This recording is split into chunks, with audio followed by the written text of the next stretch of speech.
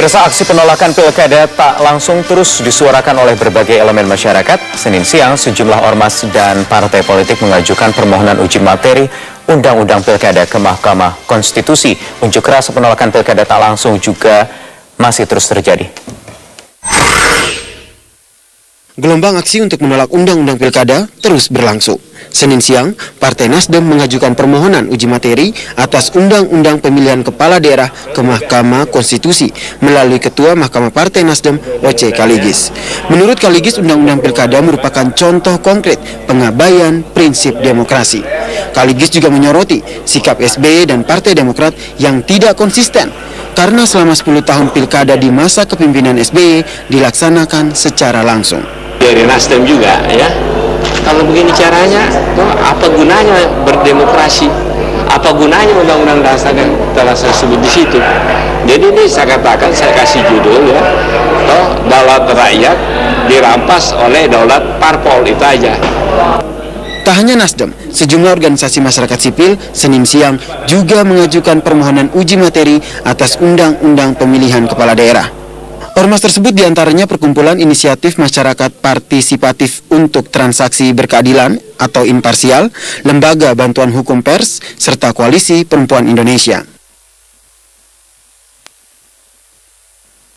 Susilo Bambang Yudhoyono yang memang menjadi inisiator melakukan manuver politik.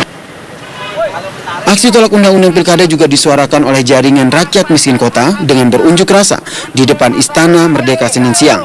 Mereka juga rencananya akan mengajukan gugatan ke Mahkamah Konstitusi. Kami akan bergerak bersama-sama untuk melakukan gugatan ke Mahkamah Konstitusi. Hari ini sudah ada ratusan bahkan ribuan orang dari seluruh masyarakat Indonesia yang siap melakukan gugatan, siap untuk meminta pembatalan terhadap undang-undang tersebut. Dalam aksinya, massa menaruh karangan bunga dan melakukan doa bersama atas wafatnya demokrasi di Indonesia. Ya Rabbi, ampunilah pemimpin kami, pemimpin yang sering meninjak-injak hak-hak rakyatnya. Tim Liputan Metro TV.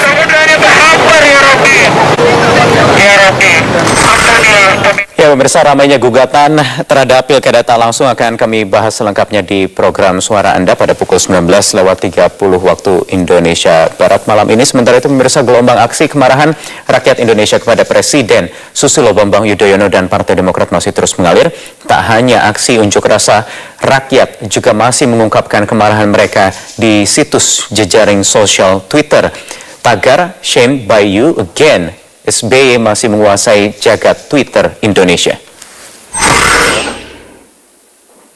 Dengan hasil dan proses politik yang ada di DPR RI.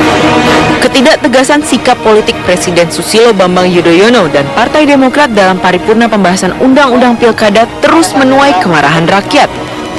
Berbagai aksi protes digelar secara nyata.